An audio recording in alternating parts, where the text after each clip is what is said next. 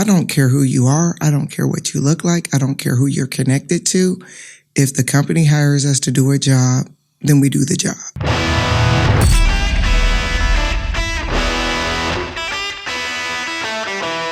Welcome to Real Leadership, the show that cuts through the clutter to spotlight leaders who make, move, and process things in the real economy. This isn't about buzzwords or theories. It's about bold decisions, solving challenges, and the strategies driving industries that matter. I'm Jim Weaver, CEO of the Owning Group. In every episode, we get real about what it takes to turn vision into action and obstacles into opportunities. Let's go. Today, we're unpacking what happens when an open mic poet and foster mom to more than 20 teens spends her career as an executive in the global heavy industrial sector. Erica Baird is the executive director of global sales and service at Cummins, the Fortune 150 global power solutions leader. She leads a team of more than 1,200 employees worldwide across sales and service, customer experience, data center installation and commissioning, aftermarket and parts support, field service, design engineering, and compliance. Before Cummins, Erica spent over 20 years at Caterpillar, where she led initiatives that quadrupled sales and built the business risk and governance framework used by the executive team and board of directors. A University of Arizona graduate with a degree in mining and mineral engineering, she brings a blend of operational rigor, commercial strategy, and governance expertise to every role she stepped into. Beyond her role at Cummins, Erica serves on the board of directors of the Association of Equipment Manufacturers, where she is chair of the construction sector board and is a member of C200. Erica, welcome to the show. Thank you. I am really glad to be here. How are you doing today? I'm great. We're both smiling, so that's good. You know, your resume is really impressive, but digging in, I think it's your origin story that gives you some real texture, some real depth. So you grew up, as I understand, pretty poor, and you've shared that your mother always dreamt of being an engineer. Yes. So at what point did you decide to take up that aspiration and kind of make it your own? Because that's what you did. Well, to be candid, I really didn't have a desire to be an engineer. I was just really good in math and science. And my mom was disowned. So I am biracial and my mother was white. So when she had me, a lot of opportunities were taken from her. And so for me, I wanted to basically live her dream a little bit. And when I went into engineering, I was good at it, but I loved the sales side of the business. And so I transitioned from true engineering and jumped to the sales side. And the rest from there kind of became history. But it was just to make my mom proud. Well, that's a 1-2 punch. If you have a salesperson who can be technical, that's powerful. And no wonder you elevated pretty quick. So I hear your dad has an interesting story. Tell us about your dad. So my dad was Muhammad Ali's bodyguard. And so I always share that as a fun fact because it's so funny. He's in his 80s now, but he still thinks he can kick a butt. So it's I always get a kick out of that. And I've heard the best stories because he's met almost every heavyweight boxer there has been since Muhammad Ali. So he just lives and loves that. So what era would that have been? Was that when Ali was boxing or was it later? Or? No, it was when Ali was boxing. So whenever he would come through any area that was within a 5-state area of Illinois, my dad would be his bodyguard when he was in that space. And it's so cute because when Muhammad Ali was young, he was so handsome and poetic. And it's so funny. My dad is quite a handsome fella and he's poetic too. And so I don't know if he got that from Muhammad, but they definitely, the ladies liked them both. Yeah. So was he, to be Muhammad Ali's bodyguard, you gotta be a bad man to be Ali's bodyguard, I would assume, or was it just... He was a bad man. Yeah. Yes, my dad was definitely a bad man. His reputation preceded him when he was young. He also was a Vietnam War vet, and so I think some of that started with just, survival. And then he just got great opportunities. How did your upbringing, how does it shape your definition of success in the industrial world today? One of the big things is when I grew up, a lot of the people I told you I was disowned by my mother's side of the family.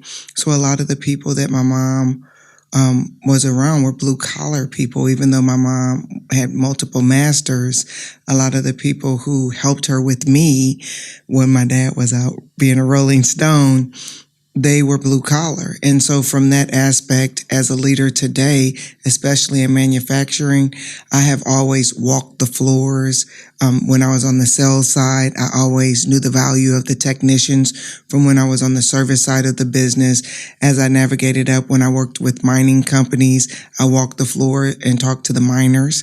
Because if you understand the feet on the ground, you talk to the salespeople, you talk to the technicians, you understand what's going on with the customer, you understand the people in the factory, they need to deliver the product for you that you need to sell. And if you give them their roses, listen to them and remove obstacles for you, it just makes your life easier. And I think the fact that I can relate to all of them helps me with followership too. So not only can I go to the boardroom and speak, but I can also go to out with the technicians or to the factory floor, and I can connect with them the same way. And they see me as a real person because I remember where I came from. I think there's real power in going to where the work is happening as an executive. And if you're going to fix something, you need to know what to fix. And it's so easy. I remember when I was at the bottom and I used to think, what are they doing in that Ivy Tower? They don't listen to us. What they're putting out, they don't get it. And once I navigated up, I understood some of the decisions they were making and why they made it. But I also understood the need for that connection so that I can remove the obstacles that helps the team win. And especially as your scope expands. So I have global sales and I have service. I have engineering teams. I have the guys who are out in the field fixing the products. And then I also have the people who are setting the strategy for the company. And so being able to communicate, hear, and understand at all levels helps you when you're shaping your strategy. So for years, you navigated kind of climbed the corporate ladder. You were a single mom, right? Yes, I was. So in high demand, results driven environment, notoriously industrial environment, management and industrial, it's you don't get to like leave, it's hard. It's hard to, have that balance, right? So was there a point coming up that comes to mind where you were close to forfeiting? Like you were like, okay, I gotta take an easier path here. Or were you always? When I first came in, I had a white male sponsor and he just took a liking to me. He saw my work and he was behind the closed doors and heard what was being said. And he took me under his wing and he's like, kid, I see your work. They don't know you and we're going to prove them wrong. And so he said, if you keep delivering, I'll keep sponsoring. And that was just the start of something. I was blessed because when it was time for me to move, my mother was able to take early retirement. She worked for the state. And so she took early retirement and traveled with me. So even though I was a single mom, my children had the best of both worlds because grandma lived with me. And so that made it very easy. But there were times where they didn't want me there and they wanted me to quit. And I stuck it out. And I think that because of that, I always stay humble. And I think as far as leadership, I see everybody. So I'm at a global company. And when you look at my team, it's global. Like I have people from Nigeria. I had people from Venezuela. I've had people from the U.S. and different parts of the U.S. because every part of the U.S. is not the same. And so I think that when it was very challenging for you and you know how it feels to be an outsider looking in until someone reaches and pulls and fights for you, I think that was the game changer for me. And that's how I lead. I look for people who voices aren't being heard and I hear their voice. And so I had to learn how to teach myself to take my power. If I would say something and I'd be ignored, and then a few minutes later, John would say the same thing and they'd say, "Oh, great idea, John." I would say, "Thank you, John, for validating what I just said. The next point I was going to make was this." And then it caused people to pause and they say, "Oh yeah, she did say that." And so I had to learn how to stop letting people speak over me and take my power. But because of that, I also see when people have been spoken over all the time and no one listened to them, and I hear their voices. And that has been the key to my success, is a lot of things, a lot of projects that people couldn't close and a lot of solutions people couldn't find. It was because they would go to the people they were comfortable with, and I went to everybody, whether I was comfortable with you or not, and I became comfortable with you, even if we were different. Yeah. And the thing is about that, just a point. One, I remember very early in my career when I was a black belt and I was leading this huge project that did not close for 2 years. And I had the project for 2 months. There was this really quiet, weird, kind of nerdy guy.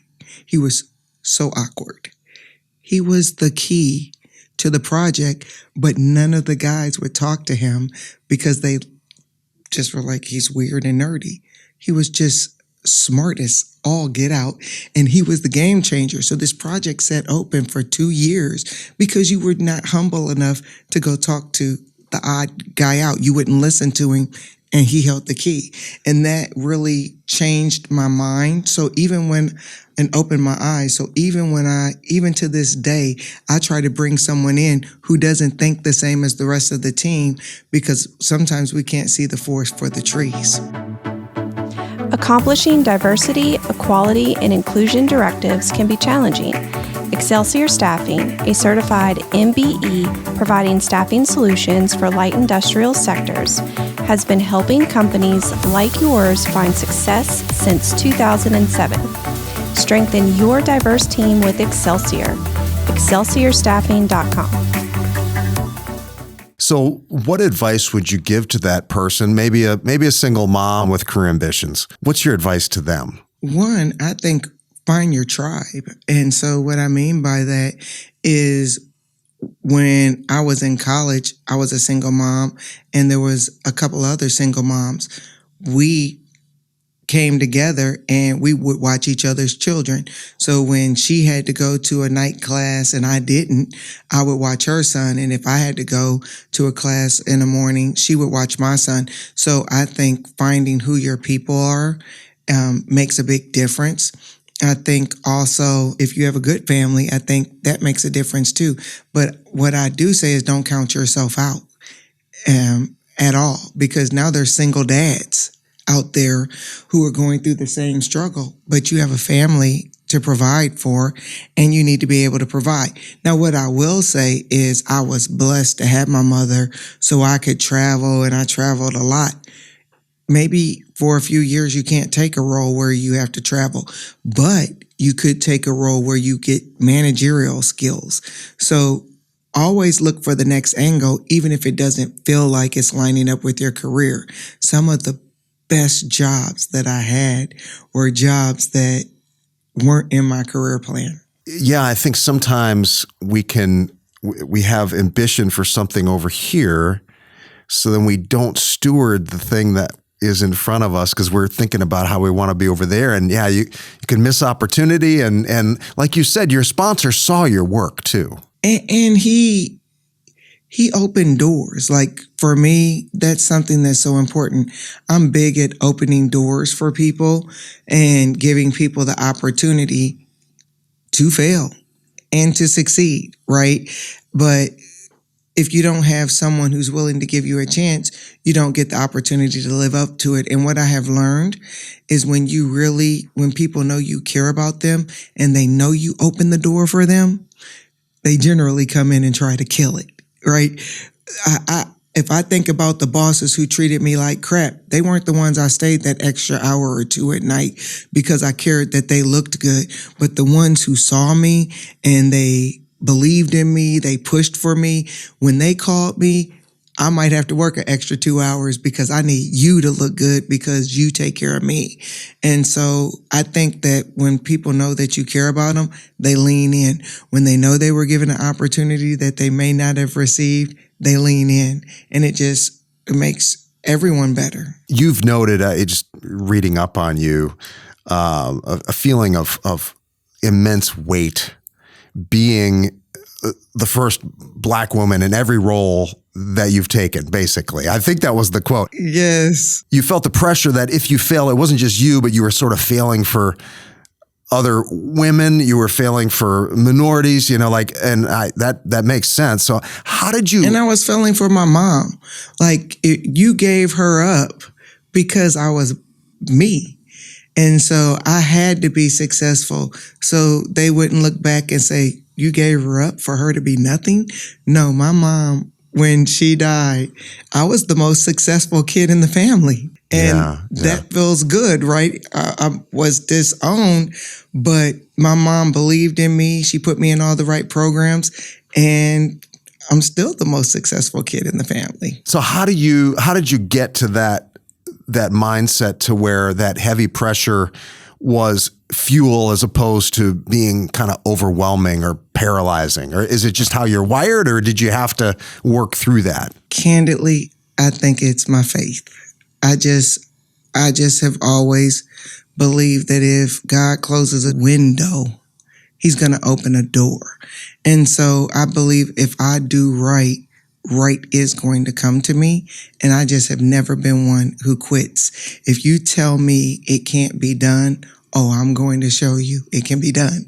And so I would say I am just wired like that, because if I think about uncomfortable conversations, I've had conversations in my old world where we brought in men or people from the outside. And the company at the time was not friendly to people from the outside. So it didn't matter if you were a white man who was exceptional. You were an outsider. And I had to be the voice for them. I did it afraid. When I had to speak for African Americans when they weren't getting opportunities, I did it afraid. When I spoke for women, I did it afraid. But I did it because it was the right thing to do, and the company is better for it. What do they say? The coward and the person who's brave, they feel the same thing. They just take different action. Yes, I don't let fear paralyze me. I feel like if this door closes, I know what I bring to the table, and it's your loss.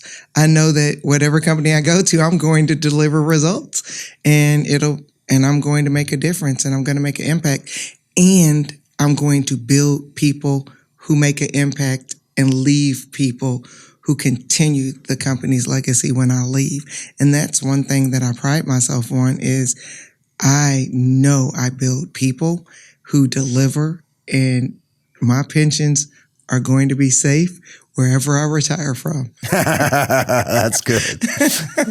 So looking back, is there a failure along the way that was taught you maybe a particularly profound lesson, or maybe opened a door for you that you didn't realize you were going to walk through? Let me tell you, I would not call it a failure, but I was the first Black female in almost every role I took. And I got an opportunity, and I was supposed to go out into the field, into a sales leader's role at the time. This boss was adamant that it took him this long to get there, and it should take me way longer. And so he blocked me, and he sent me to a role that ended up being the game-changing role and made me who I am today. So what he meant to hurt me actually made me better. And it gave me a strategic look at the company. It gave me a global view of the company. I was very North America minded. I thought in a siloed world. Like, remember I told you, I used to say, why are they making those decisions? Well, now I was in the room in a different way as a consultant and a strategy type of person. And I was hearing from all of the leaders all across the globe, and I understood why they made the decisions that they made. And now I had the sales expertise, I had the project management expertise, I had manufacturing expertise, I had negotiations expertise, and now I had the global vision. And that just propelled me into the next role, because in that role, one of the things that was identified was one of the biggest risks to the company, and it was an area that I had background in.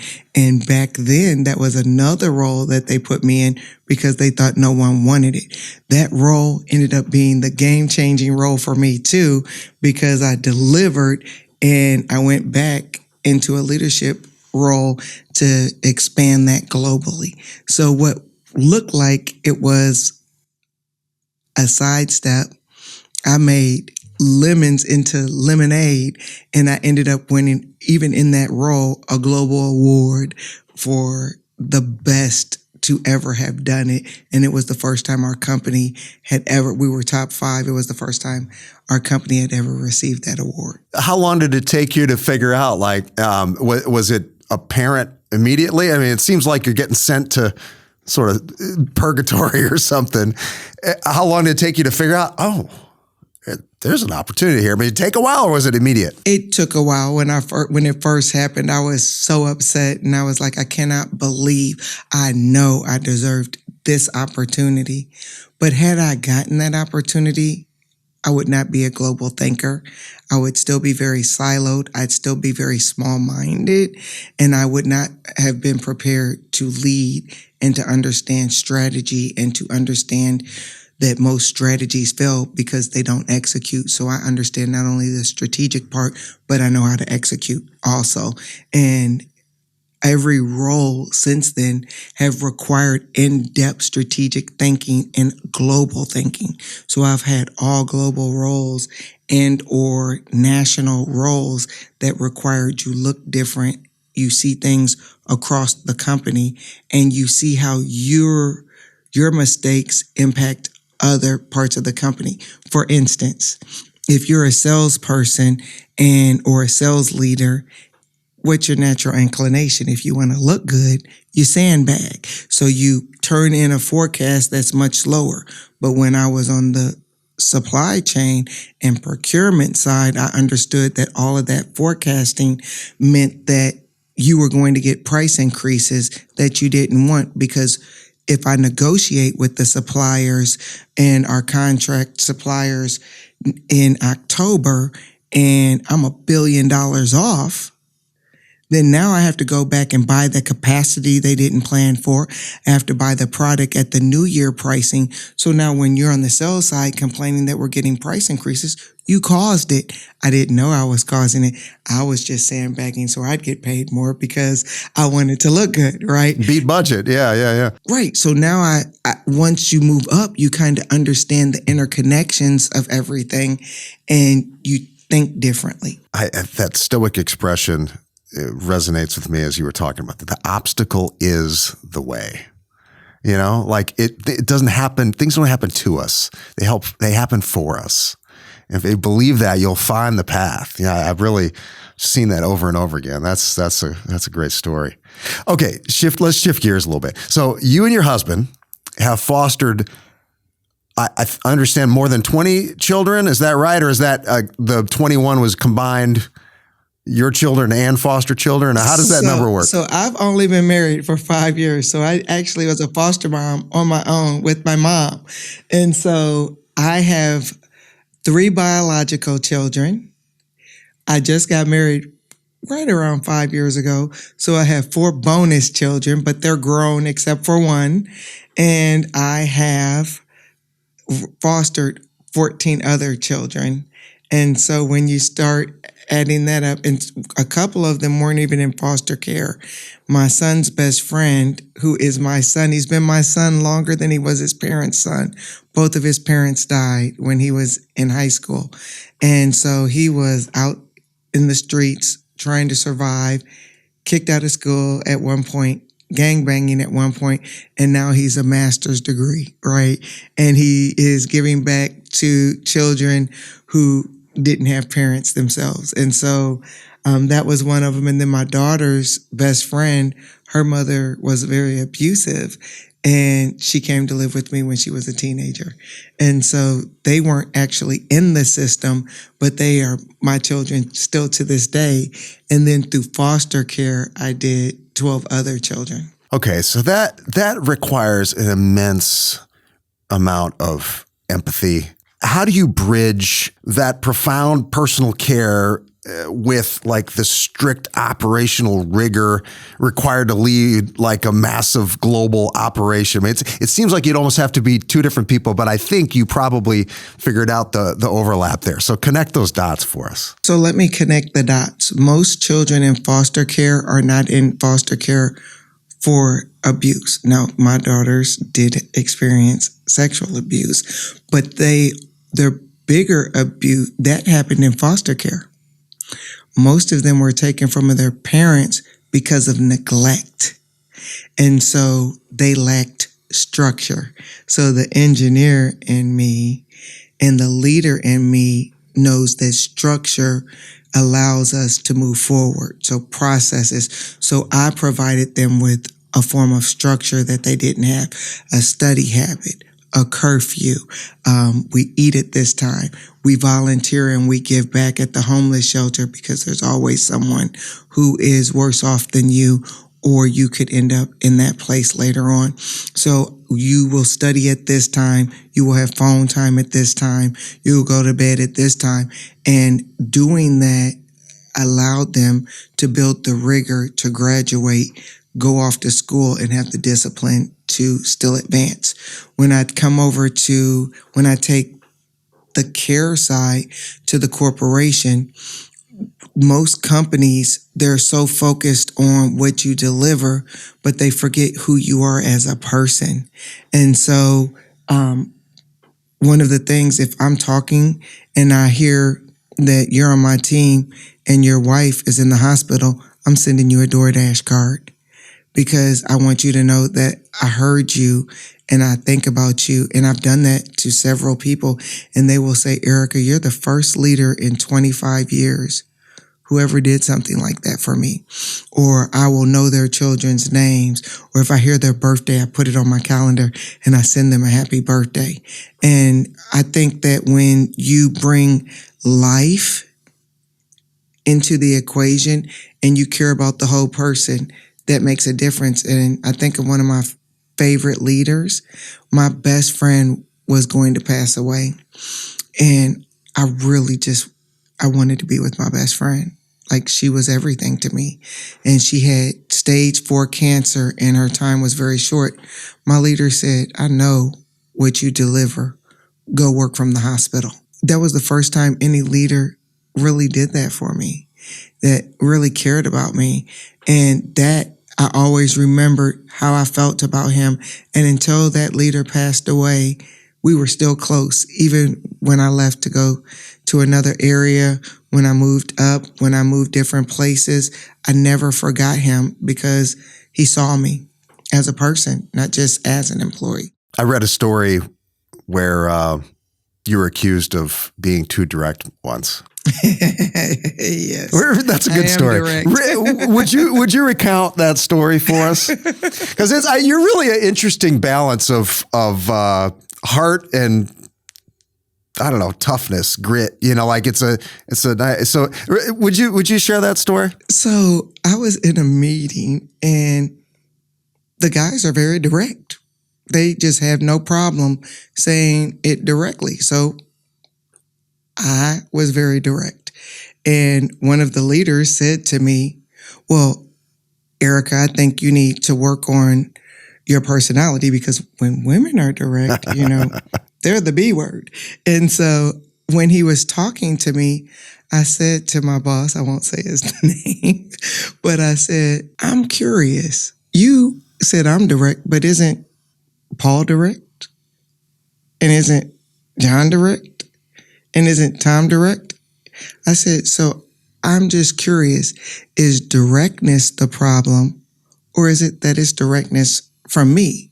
And if that's the issue, then that's your issue. Wow. So I would appreciate it if you wouldn't make it mine. And he paused and he thought about it and he said, you're right. It is my issue. You aren't any more direct than anyone else. And you do have a right to speak.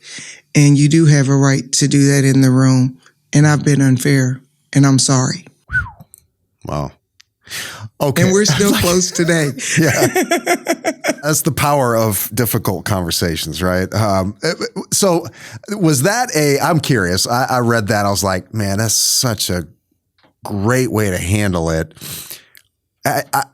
I would imagine, I don't know if I would have that good a response the first time I encountered an issue like that. Had you had is that something you had processed previously?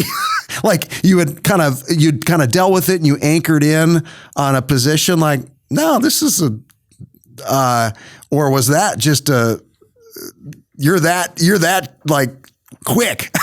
Well, I think it's just, one of my values is fairness. And so I don't care who you are. I don't care what you look like. I don't care who you're connected to. If the company hires us to do a job, then we do the job and we do our best and we deliver value. And so from that aspect, I just have always been one who will challenge the system, because to me, I would watch women when guys would speak over them, they just stop talking. Well, my voice is equally important. I know what I'm talking about. I've got the market share to show that I should have a voice. As a matter of fact, I've got more market share than you. So I think you need to listen to me too. And so I think I just always had gumption because I wasn't supposed to be there in their minds. And so if I didn't learn to speak up for myself, I would be gone, because it's the double-edged sword. If I speak up, then they would try to say that I was too direct. But if I didn't speak up, they say I wasn't talking because I didn't know. And so in my mind, then we're going to have me talk and we're going to help us both process what's the real issue. And I'm receptive to feedback. If I am doing something wrong, please tell me, because that tells me you care about me. I give constructive positive and constructive negative feedback to everybody who works for me because I care for them and I want you to get to the next level. And if there's something I'm working on, I tell them. Every year I put my development plan and what I'm working on in front of my team. And then I say, I want you to hold me accountable to this. And they do. Oh, that's cool. Yeah. And so I just think that probably it was years and years of having to fight to just exist. And then over time, because I didn't quit and I developed close relationships with my peers and the times have changed, I think that now when I speak, they listen. But I think that there are still people who struggle to be heard. And sometimes you're going to have to keep putting your voice in the room until they hear you. But you put your voice with your results at the same time, right? Just like I tell my team, don't come to me with the problem. Come to me with the solution. So if you have a problem, I'm okay. And I'm going to help you. But have you thought of at least 2 to 3 solutions? And then we'll have the conversation. And I keep stickers on whenever I'm having my meetings with my team, I have 3 stickers. Are you talking to me just so I have awareness? Because I'm going to listen different. I'm going to relax, just take notes and understand what's going on. Do you need me to make a decision or coach you? You just want coaching. Okay, I listen different because I'm going to coach you and think through different moves that you should be making. or do you need me to make a move?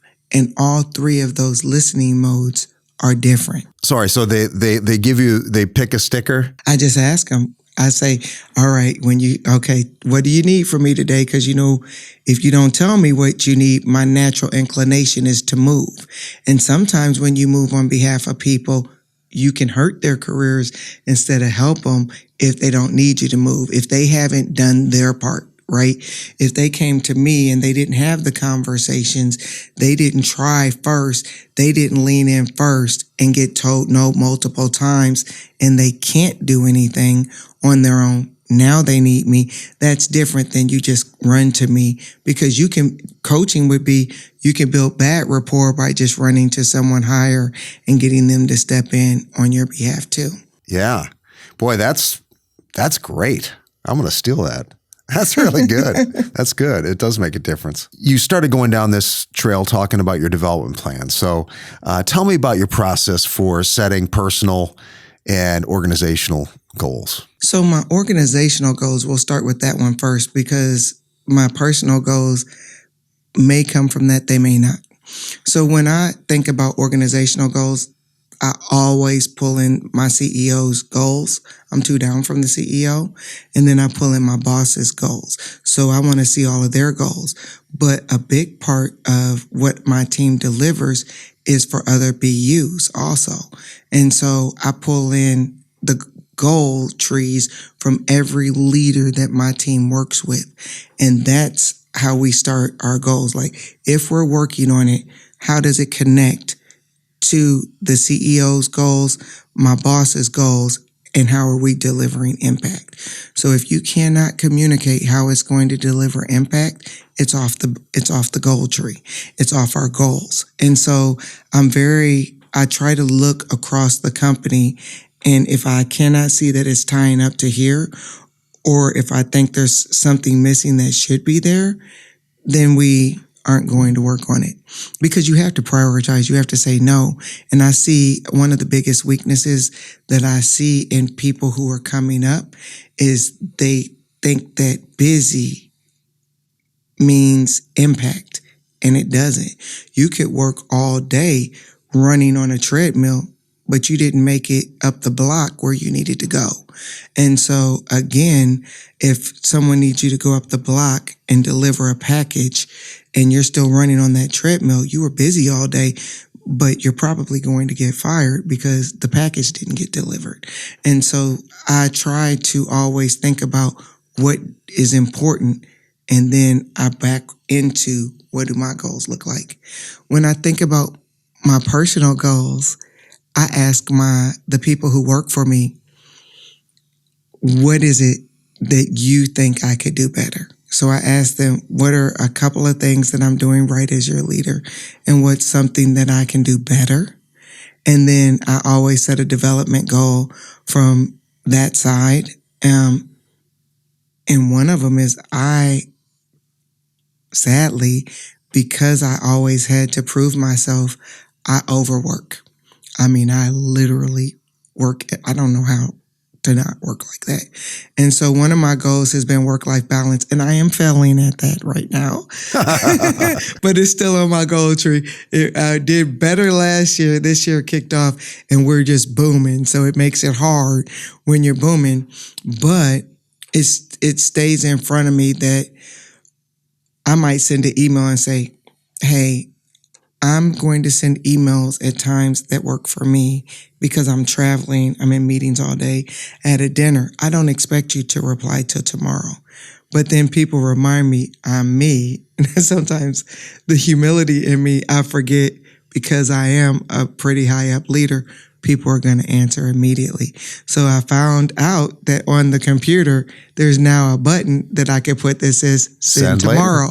So that was one of my learnings, is to be disciplined on when I'm working late, respecting other people, that they will immediately respond because it's me, and setting that timer to send it tomorrow, even if I'm working late. But I also communicate that I need better work-life balance, and I have my team say, you're getting out of balance, boss. You're not leaning in.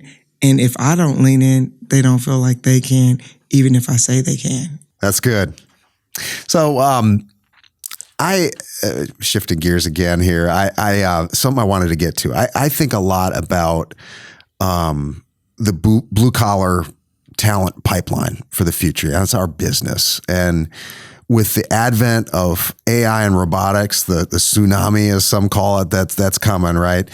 I believe the industrial talent of tomorrow is going to have to be technical talent in a lot of cases. Like, they have to be the hands and feet kind of connecting the cloud to the concrete, the drones to the dirt, or whatever that'll have to be, that is going to be a lot of the role. So I noticed you've done some interesting things, like working with FFA as a pipeline for next generation talent for your industry. That's technical talent, right? That you're cultivating a pipeline. Tell us about that, if you would, that program. So FFA, we have another program called MEPI. That's an engineering program, and it is young people who want to be in corporate America tomorrow or in some type of trade. And so I'm really a big supporter of the trades. And so what you're saying about AI, I do think people's skill sets will change, but AI is only going to make people more productive. It doesn't necessarily replace people. And I say all the time, if a piece of equipment goes out, I don't care how good AI is, it doesn't turn a wrench. And so we definitely still need those technicians, but where AI will be the game changer is they may be able to find the solution quicker than having to go through all of these multiple manual tests. They can just type in a code and it will tell them, here's the parts you need to take when you go. So they don't have to make 2 trips, go out there and diagnose it. They can diagnose it from the office and then go out. That's where I believe AI is going to take the industry. And if you are developing marketing materials, you still need marketing materials. You still need a set of eyes on it. You still need someone to do the follow-up call because people still like relationships. How many times do we call and we get a bot talking to us and you get mad? Just give me a person, right? So how do we use AI to make that person better and quicker and faster at providing a solution? So we may have less people, but they're more efficient. And as the economy grows, we're going to need more people because jobs are going to grow. I say all the time, people think that there is a net sum game. No, unless you don't have a growth mindset. But if you have a growth mindset and you believe your business is going to go to the next level, you are going to need more people. And that's why giving back into these programs with these young people and getting them excited about our industry and making them want to stay, because all the AI in the world can't build a road, can't build a building, can't build a data center, can't build, a hospital. We still need people. But you're talking about building, which is a skilled trade, right? And there's not, and you correct me if I'm wrong. It seems from my seat that there is a lack of skilled trades talent. There's not enough to meet the demand right now. Oh, there definitely isn't. We talk about that on the board all the time. There is not, that's why it is a booming opportunity. And the need is so great that technicians in their mind, people hear technicians, you make $30,000, $40,000 years ago. They're making $100,000 now, right? And so that's better than some people coming out of college with social science. A lot of people degrees, coming out of college. Right? Yes. Exactly. And so the trades are looking better. Exactly. And the trades are still having technical skills. So how do you use this iPad to check equipment, right? How do you use the iPad to remote in? That's where the industry is going with AI. And so we just all have to be prepared, and we need more trades and more people in the trades. And we're going to continue to need them moving forward. So how do we as leaders in, industrial organizations and as a society, do you have thoughts on the moves we need to make to prepare the workforce for this? There's already a lack, and I think it's going to grow. We got to meet the demand with talent. How do we do that? I think they're doing a really good job in Indiana and Kentucky. They have a trade program that's in high school. If you remember back when we were young, there were shop and there were all of the trades in high school. And over the years, we went away from it. Well, they're putting them back in. My son actually went through that program and came out as a plumber with his high school degree. And so for me, I think that the more that we can get the high schools to start investing in those programs, we already are working across the industry. All of the different companies are working with the junior community colleges and setting up programs there.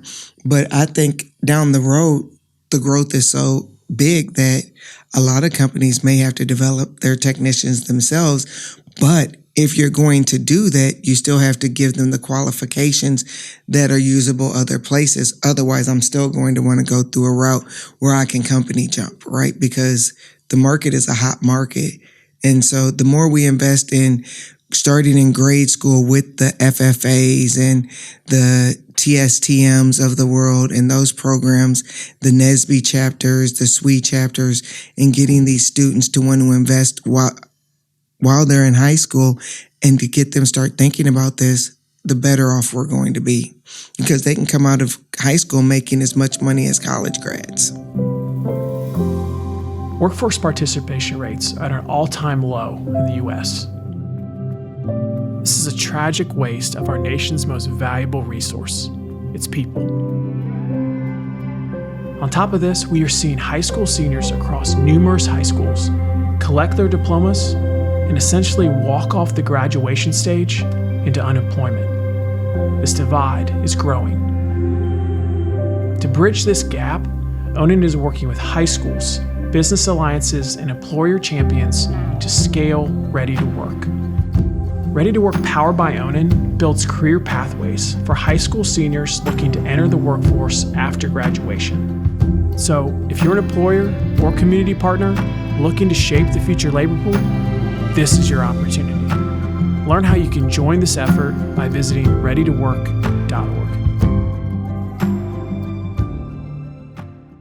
We championed a program in Alabama in the high schools working with, we call them employer champions. And so we work with the big industrial companies to build a curriculum in the high schools so that we're preparing young people for those types of jobs. And companies are willing to make the investment. It's just the young people don't understand the connecting the dots between the school systems and industry to work together to get young people that are prepared to step into those jobs is really critical. Why we don't teach financial management to kids in high school?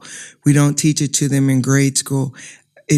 Whenever I would go back with junior achievement and talk to the young people, if you put up on the board, how much do you think, what car do you want? They all want a car that's like $1 million. and let me do the math on if you don't graduate from high school, you may at best get lucky to make $15 an hour. So after you pay $1,000 to $1,200 in rent, you're on the bus to the job. So really walking them through budgeting and teaching them the different trades are equivalent to to college degrees, and starting to show that these trades have the same opportunity as people who've gone to college as far as income levels, that starts to change it. But if we don't talk about money, they don't understand the concept of money because money just pops out of mom and dad's hands into theirs, and that's how I get money. Oh no, honey. You need, we wish. Yeah, that's brilliant. Like you're leading them Socratically to the conclusion, I got some choices I got to make here. That's a really good point. Really good point. Okay, we got to land this thing. I got one more question for you. So we connected the foster parenting and corporate leadership We understand the interconnection there. So you're an open mic poet. So how does that fit into all this? What part of that, what part does that play in Erica's life? So open mic poetry for me is, I think that poetry was just a place of healing. I had a high school, actually it wasn't high school, it was a grade school teacher.